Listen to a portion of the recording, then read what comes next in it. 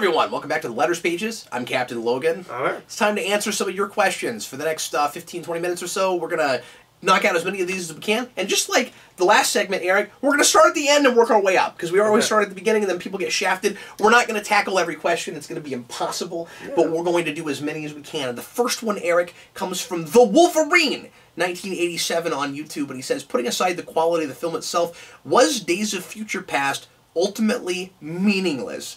He says the very next X-Men movie was a mess, which failure reportedly made Fox consider making a full-blown reboot next. And there's no reason to believe that Dark Phoenix is going to be any better. And the three good movies that came after Days of Future Past didn't build on anything it established. Yes. No. No. He said putting aside the quality of the film itself. Yeah, I still disagree. Okay. Because if everything after it sucks, it's a great send-off. And so it's easy to ignore those. Like, if you say it's ultimately pointless, you're saying that, like, you don't need it at all, and, like, I don't think you can completely put aside the quality of the film. Okay. You see what I'm saying? Like, I don't think you can do that, because, like, if all you care about is what we're doing moving forward, yeah. But even then, it's not pointless, it's just we squandered the potential. We squandered the potential, that's it, yeah. Like I think it does too much moving those characters forward from First Class. Like, the point of it wasn't just to fix the continuity. Like, yes, it is pointless in fixing the continuity moving forward, but it's a great send-off. It should have ended there. It should have been what Matthew Vaughn wanted to do in the first place, where that was set in the 80s, it was the third movie, it was the conclusion to two trilogies. Yeah, and then it should have been done. Yeah, there should have been a different movie in the 70s. Like, that's what they should have done. But it's a great cap-off to that whole franchise. Yep. If only it had ended there. It also gave us Quicksilver. Yeah. And we never would have had Quicksilver without it. So it's worth it just to have that. That's true. And then they ruined it in the next movie. Yes, they did. By doing the same thing, but poorly. Yeah. Oh, it's awful. And in a scene that, like... Someone's dying while it's happening. Yeah, somebody's dying. Yeah, people are dying. Yeah, it's awful. That's how Havoc dies. William Parcell, it's rumored that the current Star Trek continuity will be scrapped for all future films and TV series. Thoughts? I don't know about TV series. Yeah, I'm not sure. I'm not sure what you mean by that, because the current... they've already done that with TV, right? Yeah, we don't have one current continuity. Well, I mean, we do now, because that is going to be scrapped, and like the Abrams-verse is done, but... We didn't have one continuity. Like, the TV show right now is not in the same continuity as the Abrams-verse. Nor is it in continuity with anything else in Star Trek. Yeah, it thinks it is, but it doesn't seem to be. I don't see how. So, yeah. Oh, you didn't talk about the pilot. I've talked about the first episode. I completely forgot. I'll deal with it next Omnibus. I completely forgot. In fact, I made sure and watched the next episode of Discovery today to talk about it. Completely forgot to talk about it. You had a movie we were going to talk about too, and I completely forgot to get to it. Gone with the Wind. Yeah, totally forgot about that. Yeah. It wasn't on my list. Like, I wrote it down, but somehow it didn't make it in this list. So anyway, I'm sorry about that. Yeah. But I saw Gone with the Wind. We'll do that stuff in next theaters. Almost 4 hours. But you said you liked it. I did. I liked it a lot. It's really good. People should actually watch it. But yeah, so I talked about this on the Captain Logan show, so you can go back and check out my answer there. But just real briefly, I'll say it is possibly, it is likely to be ultimately a really good thing that we're losing the Abrams-verse. Partly because it means that ends on the best movie, and I don't have to worry that 4 is terrible. But also, moving forward, Star Trek is like Fantastic Four for Paramount right now, which is really ironic considering that Paramount owned it for so many decades. CBS has Star Trek. If Paramount doesn't make a movie every so often, all the rights will revert back, as far as I understand it, to CBS. This is what Midnight's Edge says, anyway. So if that's the case, finally we won't have these weird rights issues between movies and television, and when the keys finally go to somebody who knows what they're doing, they can make anything they want to. So there's a lot of ifs there. I gotta wait for somebody better to come along. But if that ever happens, if all the keys are in one kingdom, then we're in better shape. But they still might make that Tarantino movie, which will let them keep the rights longer. I'm hearing that that's not likely. Okay. Because I knew it was still on the table. Sort of, but the problem with it is the same problem they were having with Star Trek 4 and that they have with Beyond, which is they're having a hard time getting investors involved. And they may not have enough money to make it right. You know what's weird, and I just thought of this, because I haven't thought about the Tarantino Star Trek in a while? Yeah. That Picard Patrick Stewart came out and was like, I'll come back and play Picard again if Tarantino makes it. There's a whole show. Yeah. That's not as big a statement. No, it's really not. Like, okay, see, you will come back to that role. It's not just if Tarantino's Well, he involved. acted at a convention. He acted like, well, they had a really good pitch, and I'm like, if that show is, but I don't trust that. Not with Kurtzman running it. I just don't trust it. Is he running that show? Yes, he is. Now, one thing I do appreciate, though, is that, and I've had people say, well, no, Cap's going to be great because of this. Like, this is, it's cool that this is happening, but it doesn't necessarily mean anything. He is in the writer's room. Patrick Stewart. Stewart is in the writer's room. That's cool. But he's not a writer. And Britt Spiner had a lot to do with why Nemesis was terrible. You can't trust that. No. And I don't mean to be a fanboy about this. Patrick Stewart is one of my favorite people alive. But keep in mind that when he talks about Star Trek on stage and people ask him about stuff, there's stuff you'd think he would remember that he just doesn't remember because he doesn't go back to the show a lot. You know what I mean? So like, he's obviously the right guy to play Picard. Is he the right guy to write Star Trek? I don't know. No, I would think the majority of his input would be Picard would do that, Picard would not do that. Yeah. Like that kind of a thing. I mean... But I'm not going to trust would the TNG movies have turned out the way they did if he had input on what Picard's character was like? I would think not. I mean, hopefully not, but yeah. William Purcell. Oh, I'm sorry, that was William Purcell. Kabillionth Nosedive. That's a good one. What's the end game for Geekvolution? Oh man, I forgot to mention that in Crisis on Infinite Earths, he uses zillion as a real number. That is a real number, I believe. Is it? Yeah. Okay. I might be wrong. I might be wrong about that. I'm not sure. I think it's 6 in the morning. We're not sure. Yeah. Don't tell people what time it is. It's insanely late. Okay. It's insanely early. Okay. So sorry. What is the end game for Geekvolution? I mean, I want to get all the superhero movies reviewed if I'm not, doing other things? dead by the time I get. But yeah, I mean, I don't plan to. It's super helpful for you if the superhero movie bubble pops. Yeah, it would. In the long run, I could maybe move on to other things at some point. I don't have any plans, immediate plans to end the channel in any certain number of years. There really is no end game. I plan for it to continue, but yeah, that's a fun question. 559OERS, Cap and Eric. Are you guys excited for the new Hellboy movie? Not really. No. I'm really not. Okay. So the trailer looks horrendous. It looks like Guardians. It looks like Witch Guardians. I'm not saying it will be bad. I can't get muster excitement about it until I see it. That being said, there is a fan trailer that takes out all the music and makes it way more haunting, and like some of those line deliveries are really good, and they're undercut by the tone of the trailer. That's fair. So it could be they made...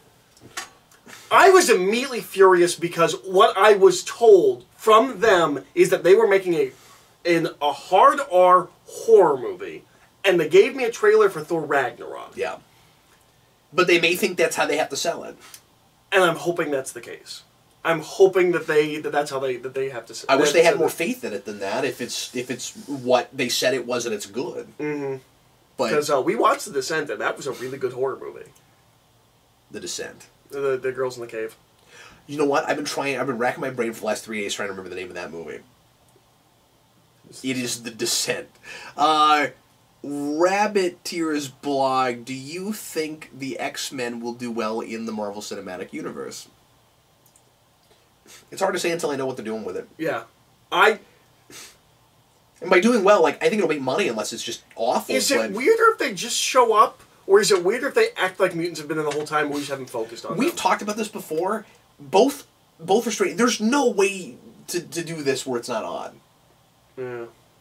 Like, you almost have to make mutants a different thing that suddenly pop up somehow. Like if they had some kind of mist that covered the earth. That's the thing is we've done it already. Yeah.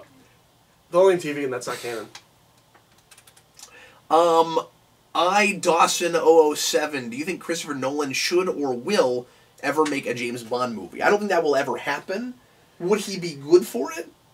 Well, we know he loves James Bond. No, I just mean, do you think he'd be a good director to do that? Oh, absolutely. Oh, you do? Okay. Yeah. All right. I mean, Skyfall and Dark Knight are not far apart. No, they're not. I think if anything, at this point, the problem would be that the James Bond franchise is so influenced by him. Would he have his own stamp on it if he made it? He has said, he is on the record that he really wants to do that at some point in his career. Yeah. And every time there is director talk, the rumors are always that he's making it. So you don't think that it's far-fetched that he could end up doing it at some point? I don't know, because I did for a while, because they famously will never, don't like to work with big-name directors. But but he's not as big as he was 10 years ago. He's not as big as he was 10 years. But he is Peter Jackson, and, I don't know if they're ever going to offer to Peter Jackson again, either. Sure. But Peter Jackson, for sure, was never making a James Bond movie after he made Lord of the Rings. I think the thing that helps Christopher Nolan, is that what he got famous for is not so dissimilar from James Bond in the first place. Exactly. So if he made a movie, we know he's good for it. If he made a movie that was a carbon, yeah, and I worded that wrong. I was just wondering if you thought it was a good idea. Mm-hmm. But if he made a carbon copy of Dark Knight with James Bond, he'd be fine. Yeah. I'm not saying that's what he should Some people do. think that's what Skyfall is. Yeah, sure. Well, even if it's true, it's really good. Clearly looking at Dark Knight real hard. Yeah. Particularly with the bad guy wanted to get caught and all that. Yeah. But I haven't seen that in a while. It's really good. Michael McAllister, you guys sleepy yet? Yep. I've been drinking Mountain Dew, which was a so mistake. not so much, but probably a mistake for later. But maybe you're staying up, so it's. I feel real good right now. Yeah, we've rolled around so far. That would be a mistake for me. I'm gonna have to drink later. I'm gonna have to sleep later in the day now. So I do it for you guys. I do it for you. Bag Studios. What does God need with a starship? Well, see, that's how you know it's not God, right? If God asked for a starship, that's the first tell. God himself does not need a starship. You know who didn't need a starship? Andy Monitor. He sure didn't. Also, most cosmic characters in Marvel tend to not need starships. That's true. That's the thing with the Captain Marvel trailer I want to be excited about. You know who does, though? Now, you could make the argument that it's just an extension of himself, but you know who does need a starship? Brainiac. Yeah. Brainiac needs a starship. That's true. No, that's the thing with Captain Marvel that I wanted to be really excited about, but, I'm still disappointed by, is I finally got to see people flying around space, shooting lasers and, not needing a spaceship. That looks like it's, right outside Earth's atmosphere, and that's disappointing to me. But, I wanted that stuff in Infinity War. Yeah. I needed people flying in space. I needed it. That's what I think of when I think of Cosmic Marvel. When you read Thanos Quest, there's no spaceships. It's just people flying through space. Yeah, and I mean, it is a cosmic enough movie that they could have had excuses to do it. They are in space quite a bit in that movie, so. Why isn't Thanos flying around space? Thanos flies in space? Because he's not creative enough to think to do it with his gauntlet. He doesn't even need his gauntlet. He's in Guardians. He hangs on a big platform in the middle of space. I don't think there's no air. There's no air there. That's true. Sure. Yeah. Anyways, Blue Hawk Film. What basketball team are you following, Captain Logan? And what do you think of their season thus far? I have been watching basketball this year. And are they winning? Yeah, and are they winning? I am watching KU basketball. I'm a KU alum. I'm from. I'm originally from Arkansas, but I grew up a lot in Lawrence, Kansas, and I went to high school and college there. And so this year, every year I threaten to finally follow basketball. I played basketball in junior high. I watched it a little bit when I was a kid. It's the only sport I care about. And I finally this year decided that I was going to break down and actually follow some. And I couldn't decide if I was going to do NBA or NCAA. And when I settled on NCAA, of course I'm following the team that is from my hometown, and also partly because they win the championship every year, and so it's not, I'm not for the tribalism, wherever you are, that's the greatest team or whatever. I happen to be from the town where the best team is, just objectively, or at least usually. This year for us, not doing as great as I was hoping. We are 17-4 right now. You picked the wrong year to start being invested. Yeah, you know what though? That's not true because everyone's playing better this year, and part of the reason we're not doing as well as I thought we would be doing right now is because it's harder. And it's actually been a really good year to jump in and start watching. But yeah, we're 17-4 right now. We were number 9 with the game I watched yesterday, but we will not be number 9 on Tuesday when we play Texas. But we beat Texas last time, so we should be okay. I think. But anyway, we got kind of trounced by Kentucky. And it was like we were number 9, they were number 8. We were real close, neck and neck, all the way through, and until the last like 7 minutes. And then they got ahead because we kept fouling and putting them at the free throw line, and they kept making those free throws. So anyway, yeah, I could keep talking about that, but I'm not going to. What else?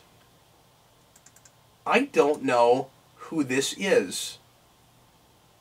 I don't know whose question this is, Eric. Okay. I copied just the question, but somehow missed the name, so sorry about that, but I'm going to read it anyway, because it's not a bad question. Obvious question, but in the 9 years I've been watching, 8 years subscribed, I don't recall you recommending many other YouTubers, so do you both have channels or people you would recommend? They can be any type of channel, but can't be anyone who has been on the channel.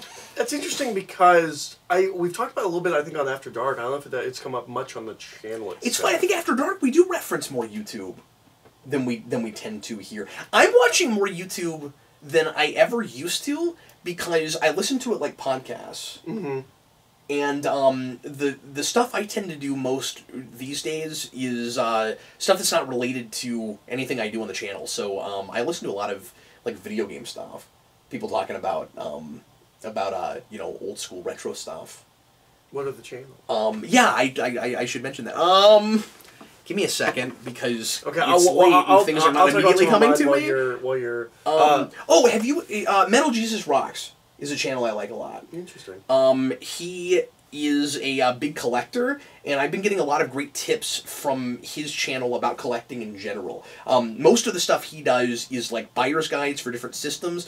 He lives in Seattle, Washington, I think, and he has found like a big group of different people with different collecting habits that have huge game rooms that he brings over, and they do buying guides for like every system, and they'll talk about like really obscure systems that they have and really obscure games for things, and just give you a sense of how to start getting into collecting for a particular system.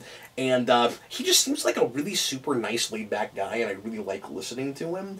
And he's a fairly popular. He has like 600,000 subscribers. Oh, cool. He's and I had never heard of him, but I've never heard of him. But I found him like a month ago, and I've been going through a lot of his catalog. And his game room's really cool. And he's into stuff that I'm not into, but I still really like to listen to him. Like, his big thing is like big box PC games and stuff like that. He finds things that nobody else is collecting and then builds a big collection of it. But like I said, I've gotten a lot of good tips for just collecting in general. And getting back into, I think I'm getting really into that because I'm getting back into comic collecting. Mm-hmm. So I'm finding collecting channels. Mm. And that's been a lot of fun. But what kinds of things do you like to listen to? The big channel that I will always champion is Alpharoki. I think Alpharoki is the best comic book channel on YouTube. Mm-hmm. They don't do mainstream things exactly. They cover Alien and Predator comics, and they did like a really extensive video on Hellboy. They've now done everything Hellboy. Oh wow! Because there used to be a joke about there's nothing else they can do with Alien and Predator. Like, they've covered everything. And they did a Hellboy video. You told me about this, yeah. Yeah, and then they did a Hellboy video, and then about the comics, and then someone wanted them to talk about the movies. Like, then they talked about the movies, and they talked about the trailer, and then they've done the animated movies. Like, there's nothing left for them to cover that's Hellboy. But I guess, unless you like B parody and stuff like that, they also do these marathon horror podcast where they watch like the entire series and they talk about it, and like the Friday the 13th one was like 6 hours, like it was really long, and like I really enjoy those. Alpharoki is my favorite YouTube channel right now. I think they're great. Please go subscribe to them and tell them that we sent you because they're awesome. I also really like Wang, who is a YouTuber. I really like his Tales from the Internet and Unsolved Mysteries from the Internet, where it's like he'll do these like 10-minute videos that like break down like things that have happened on the internet, like that you never would have heard of unless you're like paying attention to things. Where like there's a Reddit video about like somebody found like a safe, found a safe like in the middle of nowhere, and like there was this huge mystery about it. And how whenever there's a huge mystery around something like a safe, it's never satisfying, and you never find out what's in it. And so like he does like the history of like things like that, like weird things. I really like. You gotta carve out your niche, man. Yeah. But no, and he does other things, but like those are my favorite ones. And some of them aren't even like Tales from the Internet. Like he did one on the famous Max Headroom hack. I don't know if you know about that in the 80s. So there is a very famously there's like it's the most famous like actual like TV hack of all time or something like where like like in every TV show the villains can like hack into the TV. Someone actually did it. And they had a Max Headroom mask on. Oh, interesting. And he... So, like the Joker thing? Yeah, like the Joker thing. So he lays... And if I remember correctly, he interrupted an episode of Doctor Who on PBS. Interesting. But so he lays out all of the events, surrounding it in the events, and then he lays out...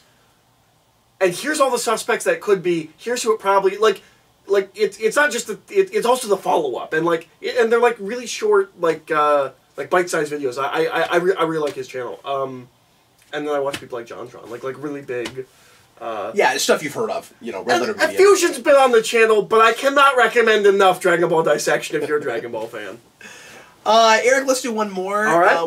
There's a lot of great questions here, but we're out of time. Saqib Tariq, if you could continue any continuity from any medium, what would it be? AKA The Amazing Spider-Man getting a sequel, or Burton making the Batman Returns sequel. Yeah, and Young Justice was on people's list for the longest time, and that's finally happened. Yeah. But yeah, Spectacular's a big one. I would say I'm not saying that would be mine. I have to think about it. But, but Spectacular things like that. Spectacular certainly would be up there though.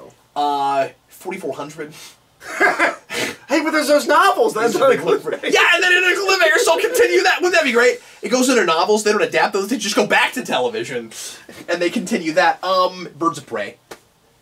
Okay. Because is that the top of your list? Well, it's in there because I think it had real potential. Sure. I think there's a lot of stuff that they could have done with that. But no, it would have been nice for Enterprise to get a real ending. Sure. I mean, I've got my issues with Enterprise, but it was getting better. It deserved at least a 5th season. And I've talked about this before, there were too many cool things that they said were going to be in that season, particularly Jeffrey Combs finally being a regular. So yeah, I would have liked a 5th season just for Shran. I love so many like weird obscure things, like nothing is coming to me. Wow. I can't immediately think of the Aquaman pilot going to series. Sure. But like there's not enough of that for me to be like I want something I'm like bummed about. We're like I'm really well, I was bummed about 4400. Okay, well, aside from Spectacular Spider-Man, I'm trying to think of something else that like. I was really sad that you didn't get more of because it was short. Yeah. Because it was canceled. Yeah, I guess something. I guess the obvious answer is Firefly, right? That's the obvious answer. I know I haven't finished it yet, but like the Green Lantern animated series, I think it's great. It deserves more. Beware the Batman. Yeah. The Patch Warburton tick. Yep. I don't have like a great like me answer. It really bothers me. Okay, so there's a pilot that aired on Fox. I can't remember what it's called, but where it was like giant robot dinosaurs that had people's souls in them. That should go. Your answer is going to be a show I don't even remember the title of. Yeah, Manimal. Manimal should have been. No, I don't have a great answer for me. Constantine, I guess. Well, yeah. Because I like that show. No, that's a great show. I also like the Dresden Files show. I just don't. I feel like I need an answer for me, and I don't have a me answer. Yeah. I'm just thinking off. I mean, Constantine's a you answer, but is also maybe an obvious thing to go to. Yeah. There are certain seasons of Power Rangers that should have gotten multiple seasons. Oh, Symbiotic Titan. I want more Symbiotic Titan. That's a show that Genndy Tartakovsky does. That's a huge. It only ran for one season, and it's a huge throwback to like 70s and 80s like Mecha and like Speed Racer and things like that. And it's great. Cool. Yeah, and also like kind of like John Hughes movies. It's really good. Yeah, that's my answer. Symbiotic Titan. I had to have something that nobody else would have. Yeah, that nobody else would think of. I gotta be unique and special and different. Symbiotic Titan. Want it. Yeah, I get by a lot on being mainstream guy. Well, anyway, that's going to be it for us today. Thanks a lot for watching, folks. Sure appreciate it. I had a couple of things that I meant to get to that we weren't able to do this time, but we'll try to get to. Show. That Batman Nightfall show. So not No Man's Land. The Batman No Man's Land show that almost got made. The animated series. And also the Gotham High School show. Yeah. I would have liked to have seen. I want both of those shows on at the same time. Yeah. Because I don't know why you Because, like, I don't want Gotham High School, like, especially when it comes out, if that's all I get. Like, I would hate that when that came out. But if it's that and No Man's Land at the same time, different things to go to? Yeah, I'm totally okay with that. Yeah. You know what it would have looked like, though? It would have looked like they made a show to try to get girls to watch. Might have worked, too, honestly. Yep. But anyway, thanks again for watching, folks. Thanks for watching the show, folks. And Eric, thanks for being here, man. Yeah. Hope everybody had a great time. I know I did. And it's not that much dimmer. It's not like dead. Yeah, I'm wondering how well it's coming off on camera though. I'm gonna have to put batteries in it every week. Like I'm gonna be paying extra money just to keep that thing on. Just keep the lights on in this place. Anyway, if you'd like to donate batteries, we have reopened the P.O. box. We are going to soon reopen the P.O. box. Anyway, thanks again for watching, folks. Eric and I will be back with you in 3 weeks with another one, and of course, these videos will be coming out over the coming weeks, and we will see you again soon. I am Captain Logan. I'm Eric. See you, folks.